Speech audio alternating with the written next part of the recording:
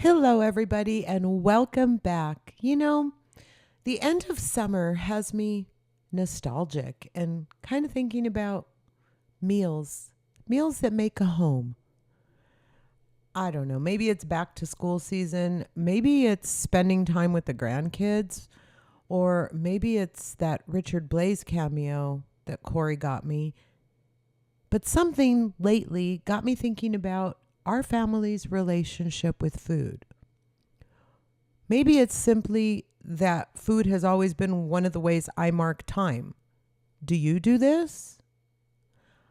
For me, a good poke bowl signals summer, while my favorite Sunday short rib stew tells me fall is coming. And when I pull out the soup pot, it means winter has arrived. When all the beautiful fruit starts showing up at the grocery store after the drought that gives us nothing but apples and oranges, it feels like spring has finally officially sprung.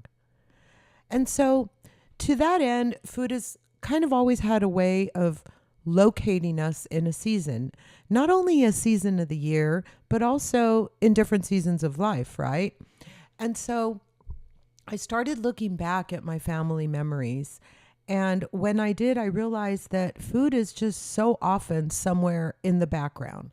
It's not always the main reason we gathered, although sometimes it is, but it helped hold the gathering together. There are those meals which we barely remember eating, and then there are meals that become part of the story of a home. And today I want to talk about those meals, the ones that become part of our life.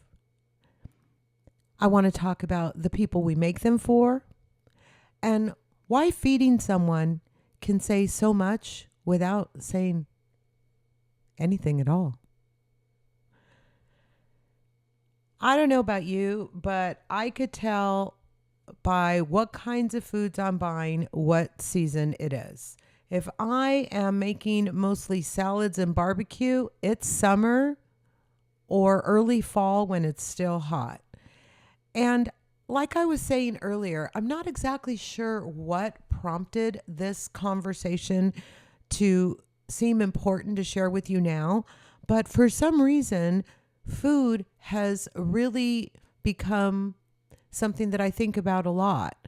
And not in the way you think, not like, oh my gosh, I'm hungry, I need food, but all of the connections that food means to us in our life.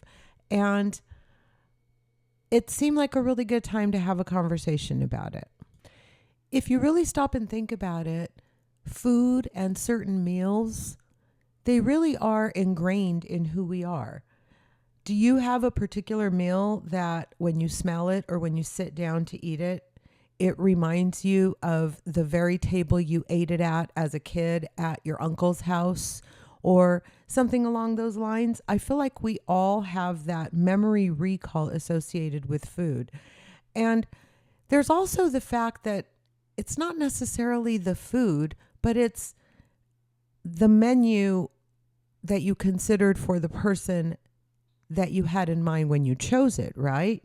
Remembering all the little special orders. That guy doesn't like onions. This guy wants extra pickles on his burger.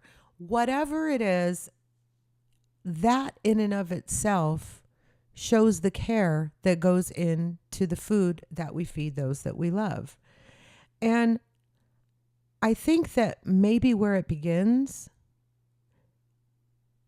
making a meal with somebody specific in mind. And one of the small rhythms in our house is that I like to make a good meal before the week starts all over again. I like to call it Sunday supper. And it isn't a rule or a hard and fast thing. And it certainly doesn't have to be elaborate. In fact, I kind of tend to go more for home style and comfy for Sunday suppers.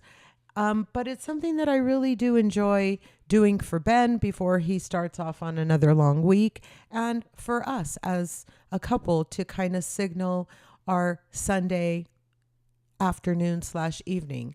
And I think long relationships are actually built out of a lot of little things like that. Small choices that look ordinary from the outside, but they carry meaning because you repeat them time after time.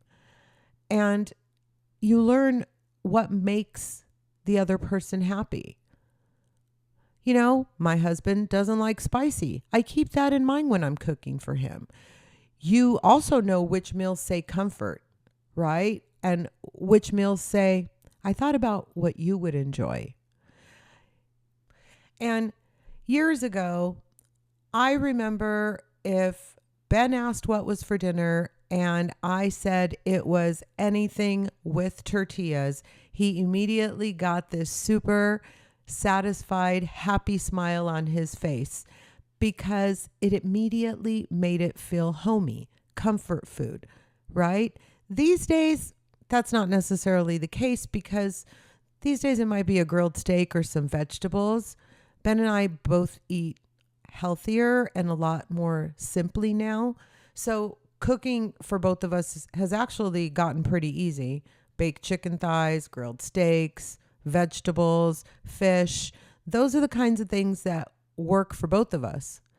But it doesn't mean that every easy meal is always right on point or hits the spot.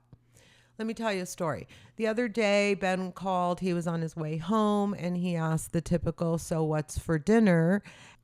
And before I had a chance to reply, he very nicely and politely said, can it not be a sheet pan meal, honey? I knew exactly what he meant. There was nothing actually wrong with the sheet pan meal. We actually love them and we have them frequently. But that day, it just wasn't what he needed. It wasn't what his soul was longing for. He wanted something that felt a little more like home, like the good old days. And I heard him.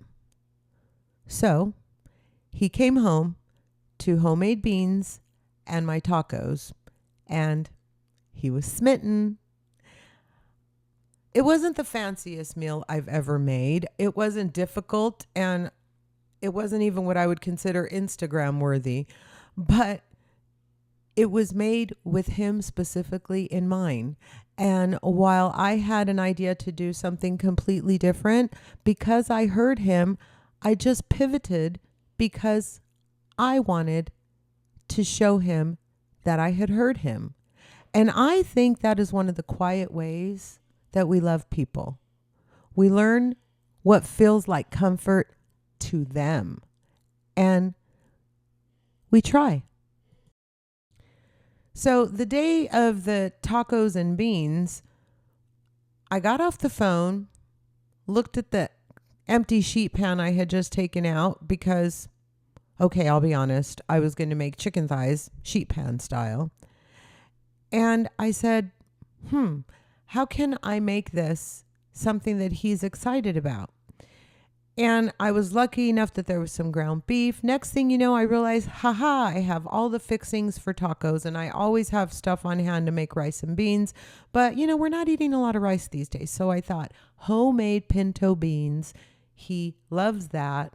And I even threw together some salsa. That was mostly for me because my husband doesn't really eat spice anymore, but he still does love my salsa every now and then Anyway, when he came home and he smelled the house as he walked in, you could tell how happy he was. He just had this, oh, you did all of this for me kind of look on his face, and he gave me a big hug and he thanked me, and boy, was he happy. And there are a couple of other things that make him that happy.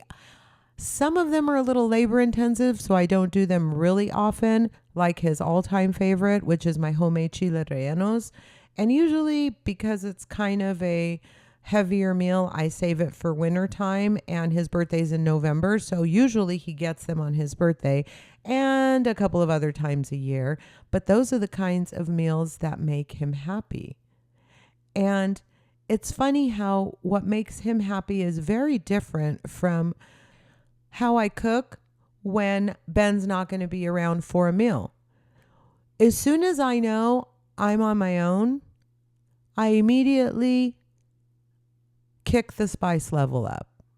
I immediately go rustic. And for some reason, I immediately enter this chopped mindset where I abandon all notions of an organized meal that I might have had on the menu or in my mind, and I instead try to forage through what might need to be used or what I really enjoyed a little bit of and I want more of. So it's really about, for me, loving spicy, loving different flavors. I really love sour. Ben, not so much. So when I'm cooking for myself, I always tend to go kind of more rustic and ask, what am I really in the mood for? And what can I make that I won't make when I'm cooking for both of us? And I realize, and I want you guys to realize, that that doesn't mean every single meal has to have all of these complex questions asked. What's he going to like? What's she going to like? No, but it still matters to take a moment to consider these things, right? Because knowing what someone actually likes, it's its own kind of love and attention. And it is easy to make a meal we think someone should want, but it's different to know the person well enough to make a meal that feels like them and that makes them happy. Do you have food rituals that you like? I don't know. I always wonder, is my love of food a universal human trait, or do I love food and the notion of cooking and cuisine and culinary and all the things around it more than the average human? I don't know. But what I do know is there are those meals that just make you feel a certain sort of a way. And one of them that always comes to mind is, it doesn't matter what is going on, how long it's been, what kind of a day she's having. If I show up to my mom's with my nana's recipe of albondigas and rice, she instantly becomes 11 or 12 years old. She literally will knit her fingers together and make this googly sound, and she gets really, really happy. That's food and the impact that it can have. And that feeling, well, it changes again when you're feeding your children or your grandchildren, right? Because in that case, it's a little different. Then the food becomes part care, part fun, and in my case, part memory making too. So feeding grandchildren has a completely different energy. Of course, we all need to eat, but sometimes food becomes part of the day they remember the most. It might be the breakfast that you had after a sleepover, or the snacks that you packed for an outing, a restaurant ritual, or maybe just Nana remembering exactly what they like. I mean, I'm going to be totally honest. My kids would revolt if all of a sudden we tried to have Thanksgiving without my stuffing, or if we said we're not going to fry the turkey this year. And my daughter-in-laws, they would do the same thing if all of a sudden get-togethers didn't include my potato salad. Each of my grandchildren already has different food associations in my mind. So my oldest granddaughter makes me think of Panda Express, because every time growing up I would ask where she wanted to eat, it was always Panda Express. But my favorite Bailey memory is her second choice was always Flame Broiler. The funny thing is, she used to say, Flame Broiler. She knew she wasn't pronouncing it correctly, so she used to drag the enunciation out. And in her mind, that meant she was saying it correctly. So to this day, we still say, blame boiler. You're welcome, Bailey. And then there's Ethan. Ethan, since he was a baby, has always loved Nana's rice. And as he's gotten older, it's the carne asada tacos that are always his favorite. When he knows that we're having carne asada tacos at a gathering, his face instantly lights up because he knows he's going to be eating really well that day. And Zeke, well, Zeke's my adventurous eater, and sushi has become kind of one of the ways that we bond together. And then there's my little Ezra, and he's still too little to actually have an association other than formula at this point in my mind. But you guys, I can't wait to discover his preferences and learn what makes his little face light up. I have a feeling he's going to be like a steak and potatoes guy. But that's part of the joy, right? You get to know them individually. When we had drive-in night recently and the boys were over, we started talking about the plan for the day. And then I mentioned that we would pick up Chick-fil-A. And I noticed this little look in Zeke's eyes, but he didn't say anything. So I said, do we not want Chick-fil-A? Would we rather have Cane's? And their faces both lit up. Well, just because we originally discussed Chick-fil-A didn't mean that we couldn't switch it over to Cane's. Turns out Zeke doesn't really like Chick-fil-A. So we switched to Raising Cane's. And they were so excited about that change. You know, it seemed like a really small thing, but it mattered to them that I listened. They felt heard and considered, and consequently, they felt loved. And I learned that apparently not all chicken is created equal. And then there was the popcorn. We brought popcorn from home, originally because I didn't know how far away we were going to have to park from the concession stand, and also because as much as I love movie theater popcorn, that stuff is lethal. The oils they use in the thing that they call butter, I mean, I could easily become addicted to it, but it's really bad for us. So I try not to give it to my grandkids. And I pack some other snacks for the drive-in too. But when it comes to the popcorn, I'm really particular about the products. And now that I think about it, I might link them so that anyone who wants to know the recipe can have it. And yes, when I go to the drive-in, I do eat the popcorn.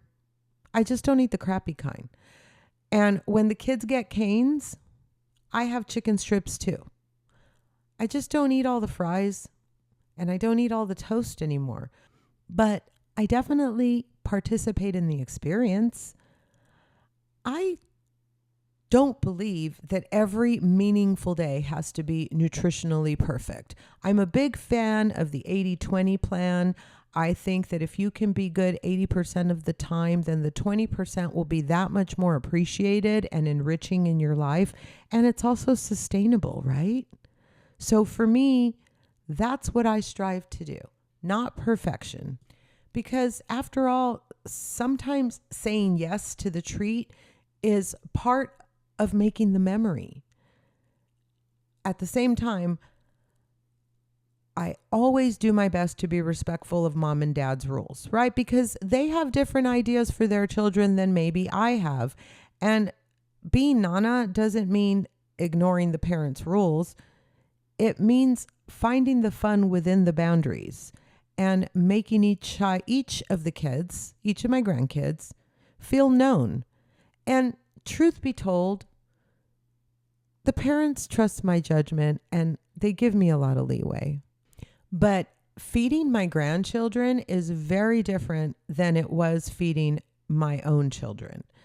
Back when I was feeding my own children, it was almost like get up, get them off, come home, get them fed, get the homework done, get the baths or showers done, rinse, repeat. If I was lucky, we would have a few moments of time after all the kids went to bed.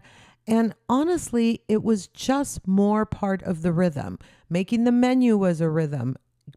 Buying the groceries was a rhythm. It was all routine. And how quickly can we kind of get this checked off the list, right? And I didn't really think about variety. And sadly, I didn't know then what I know now about additives and crappy food.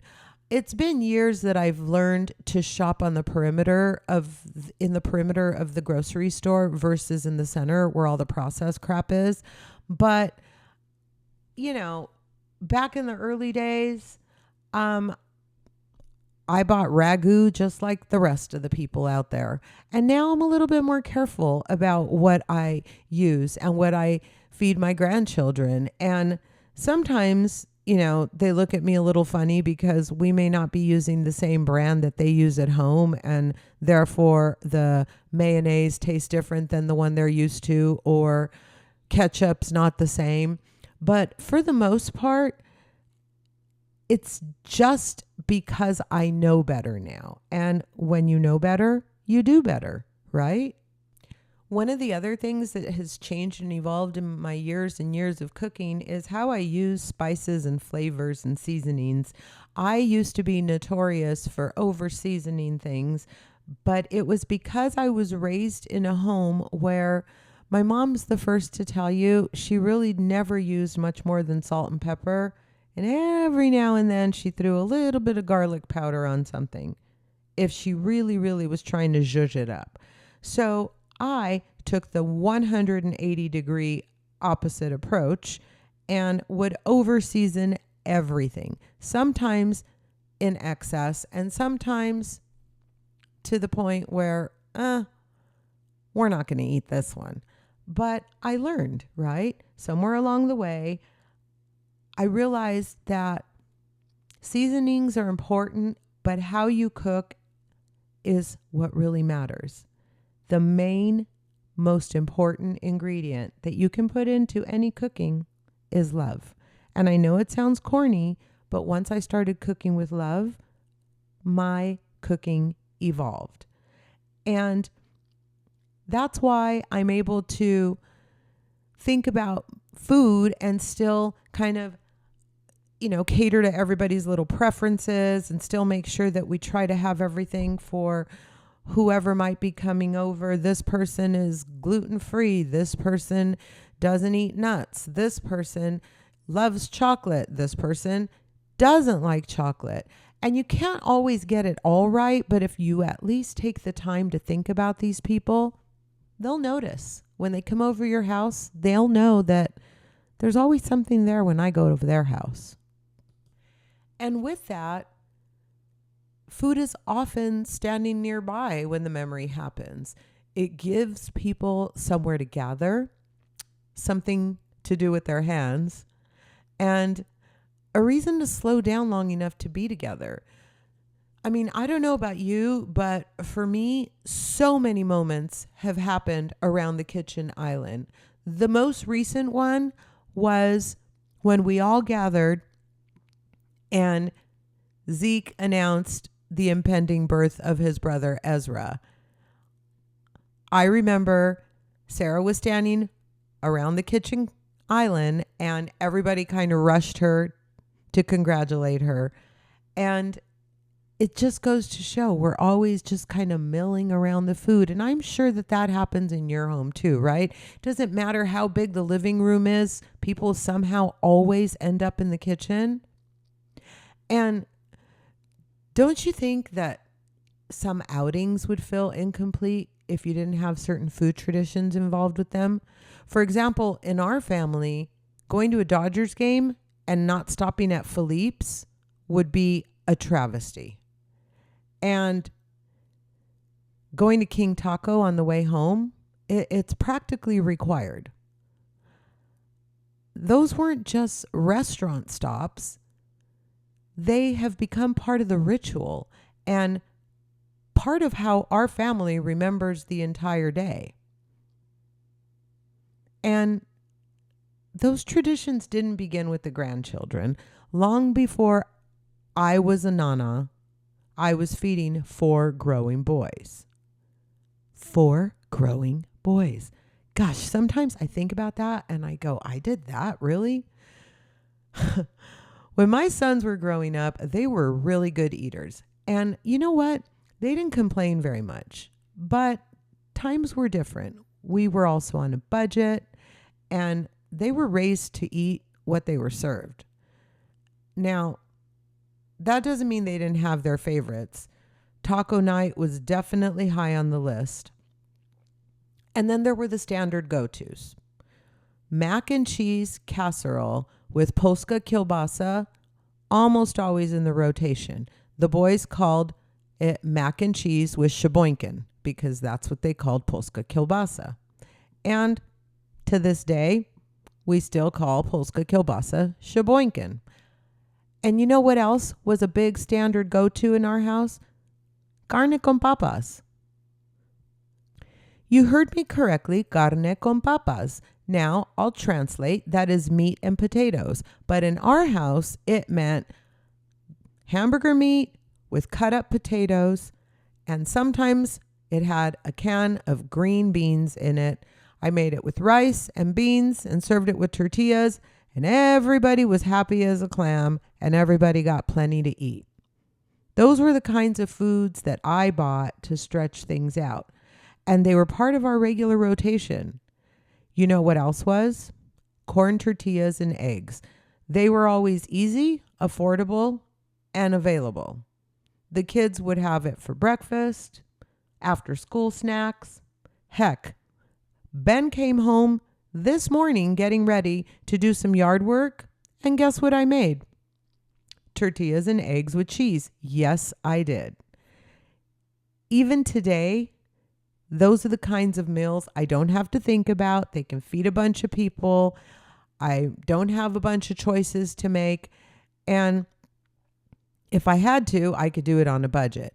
At that time, I worked full time. Sometimes I had 2 jobs.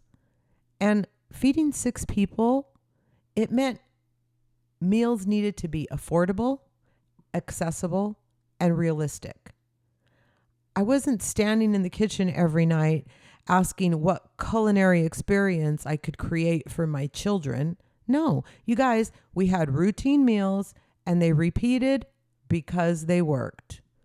Chicken Alfredo, spaghetti, burger night. When you're the person planning the meals, you have a tendency to remember the less romantic side of it. Sometimes the boys will say, "Remember when you made?" And it makes me realize that they remember, that it mattered, that my efforts didn't go unnoticed.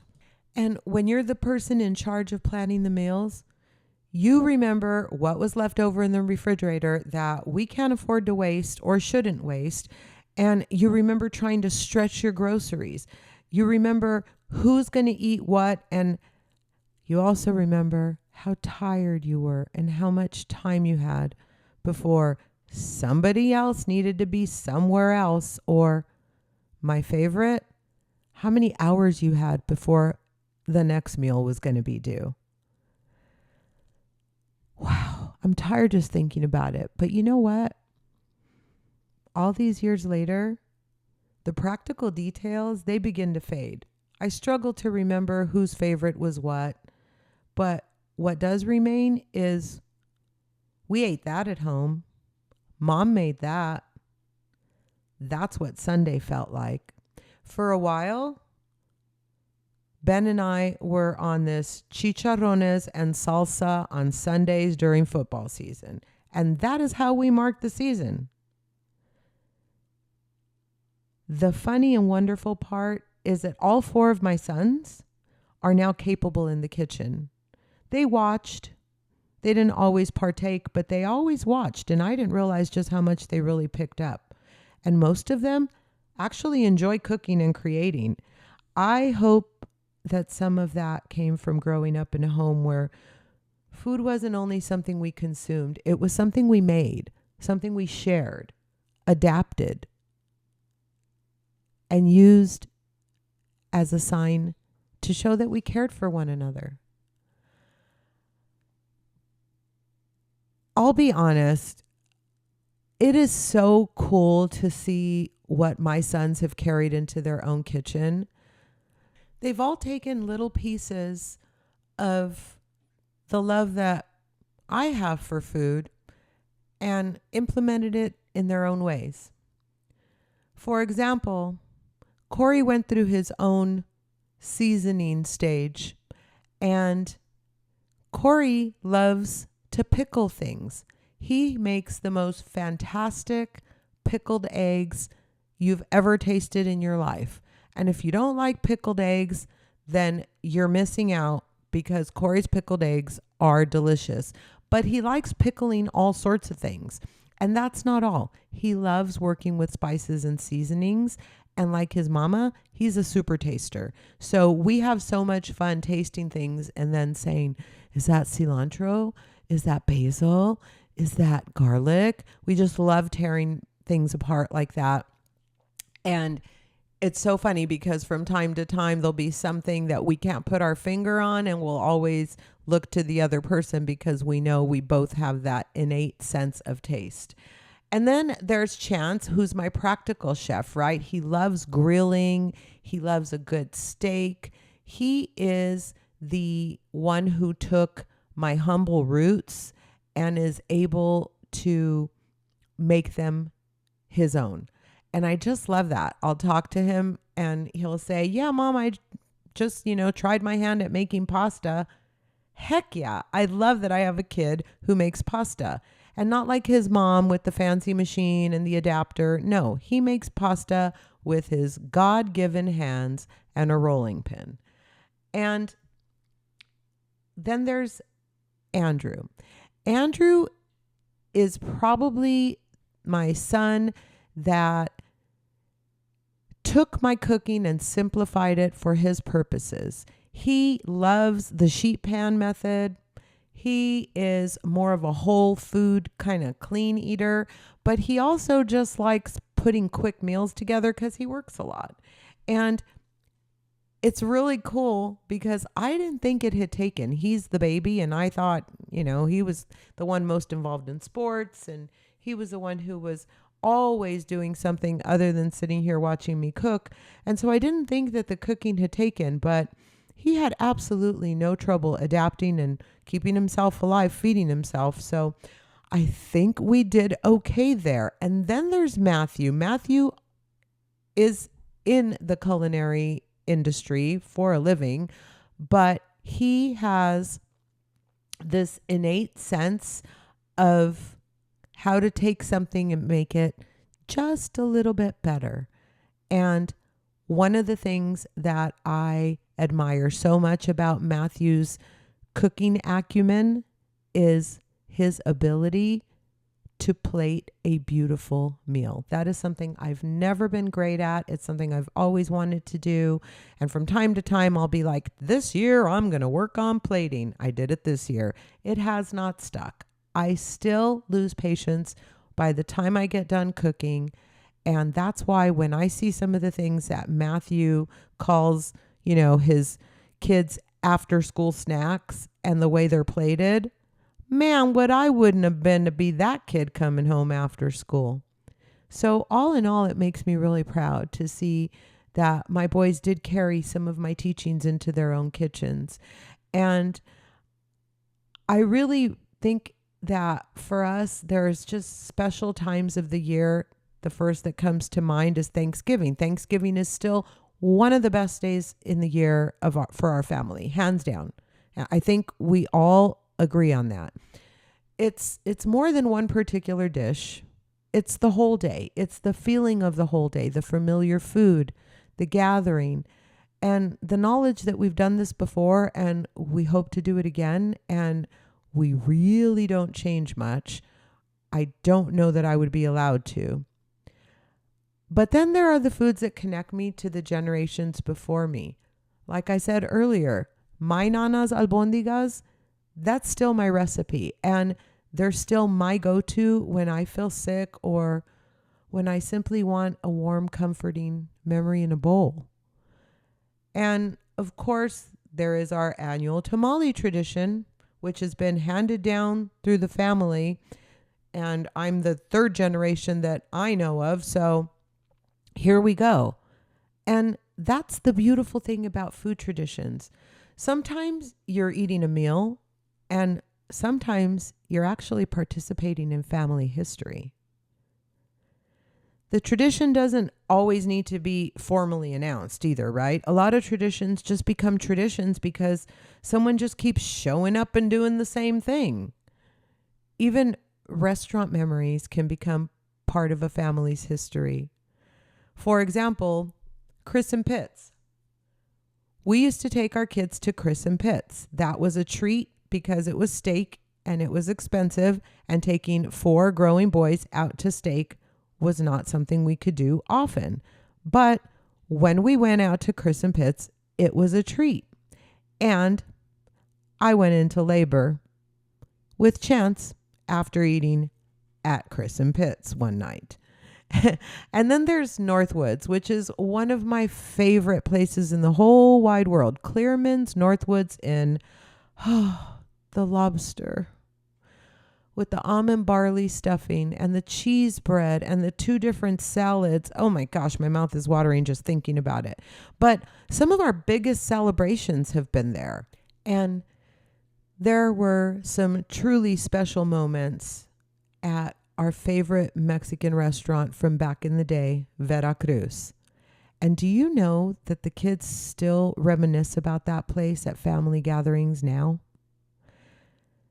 So the food helped create the setting, but what we remember is how life felt when we were all there. Sometimes the cook remembers all the work, but everyone else remembers the feeling. And I am so happy that recently the kids are starting to step up and take over on some of these family staples. In fact, they're getting really close on the potato salad.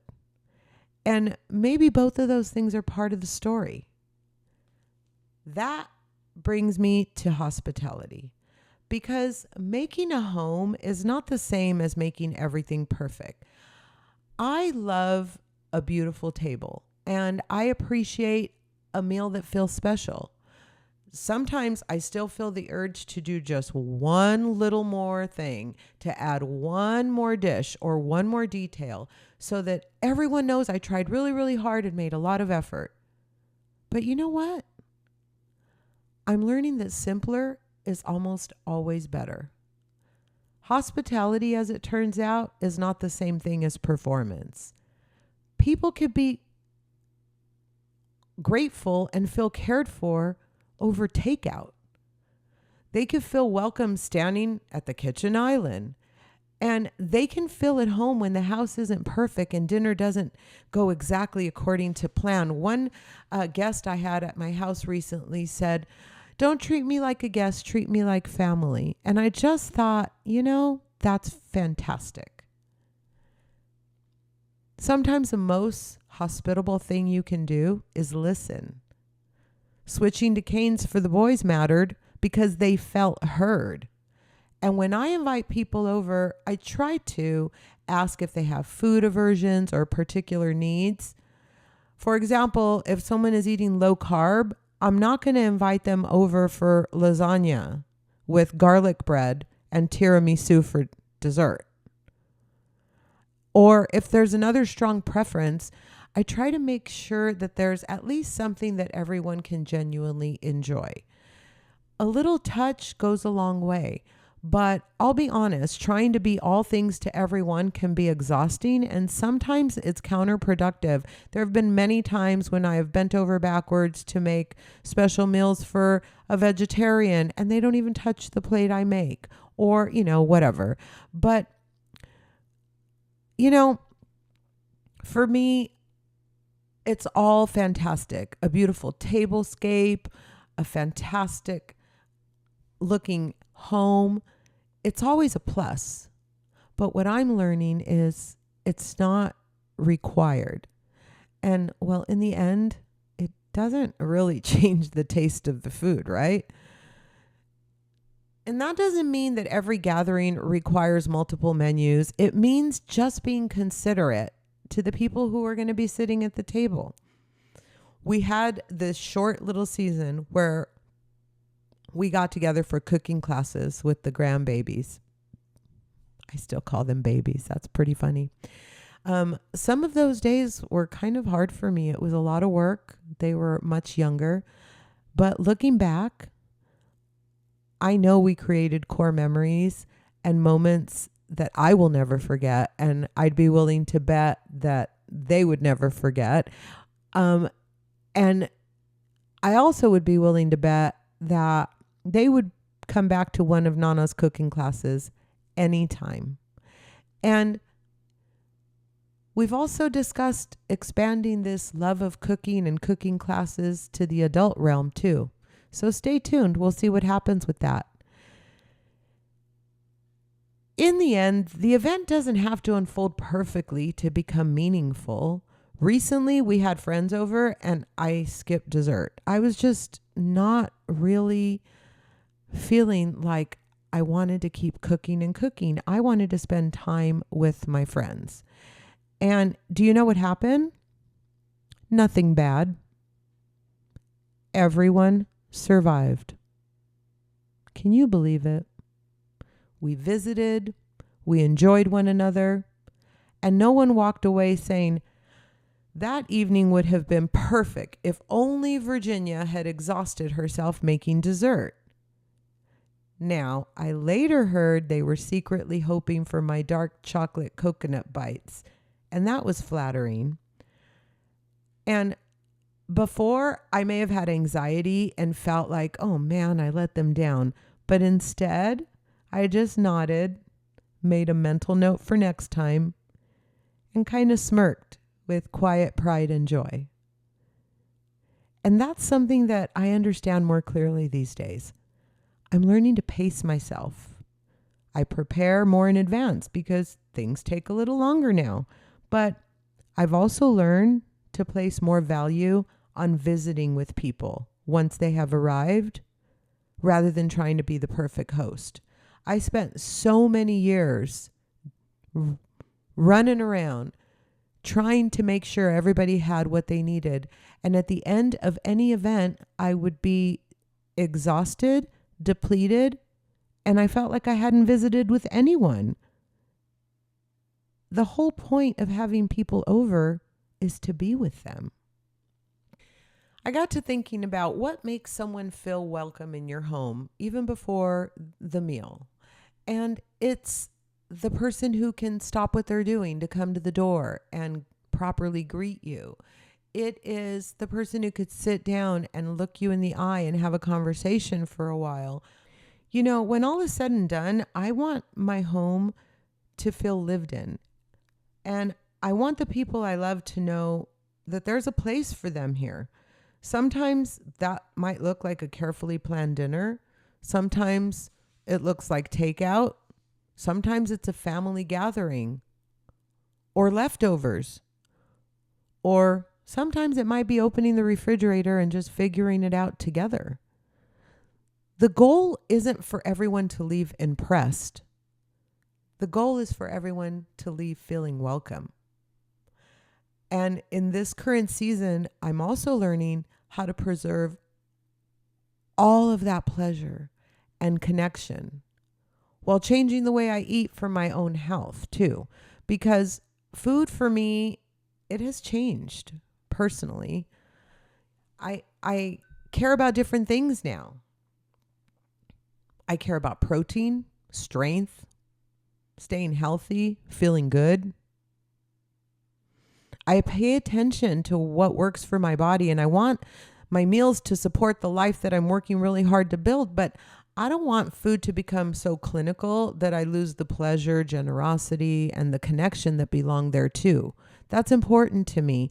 And I had some coaching help at one point that focused heavily on the idea of food as fuel, right? If you could disassociate the pleasure and just look at food as fuel, then you won't be struggling and you won't want to eat things and blah, blah, blah, blah, blah. And I understand the principle, but food as fuel is boring to me, period. Food is fuel. I know that, but it is not only fuel. Food is flavor, it's culture, it's creativity, it's care, it's experience, it's tradition. It's the pleasure of making something fantastic and sharing it with someone you love. And I never, ever, never, ever want to lose my desire for fantastic tasting food in the name of health. For me, protein forward eating doesn't have to mean every family meal feels like a diet. It can be a deliciously slathered grilled steak with some vegetables, or some crunchy, crispy, lovely marinated chicken thighs, or a beautiful salmon bowl. It can also be tacos, Asian flavors, Mexican food, or my favorite, something savory and crunchy. You guys, I love Mexican food and I love every kind of Asian food I have tried so far. I love spicy and I love flavor. And a healthier life that removes all the pleasure from food, it wouldn't feel very healthy to me. Again, I'm not striving for perfection. When I go to the drive-in, I eat popcorn, just not the crappy kind. When the kids get Raising Cane's, I eat the chicken strips. I'm participating in the memory. And that's the balance I want. Food that supports the life I want while helping me enjoy the life I already have. And what I realized is that making this adaptation in my life toward a healthier choice of eating habits doesn't necessarily mean that I have to lose flavor or that I have to change everything. I just have to adapt the portions, and that means I don't necessarily have to remove myself from the entire experience. What do I mean by that? Well, let's say I make tacos because people are coming over and the kids want my crunchy fried tacos. I make myself a big old taco salad and I top it with one crunchy taco. If I want to take a few bites of a crunchy fried corn tortilla, I do that. But if I want to keep eating and eating, I'm going to have primarily the ground beef and all of the other things that I would put in my taco, like cheese and lettuce and tomato and all of that stuff. So there's a way to adapt without feeling like you're not living. And if you want to be intentionally restrictive, then don't put the taco on top. Just make yourself a salad. But it's up to you. What do you want your relationship with food to be, right? For me, I want to feel strong and well. I want to sit at the table and be able to enjoy the crunch of a taco if I want to, or taste the popcorn. I want to participate fully in my own life. And those things don't have to be the enemies. It's all about adapting. So, if I had to define the meals that make a home, I wouldn't define them by the menu.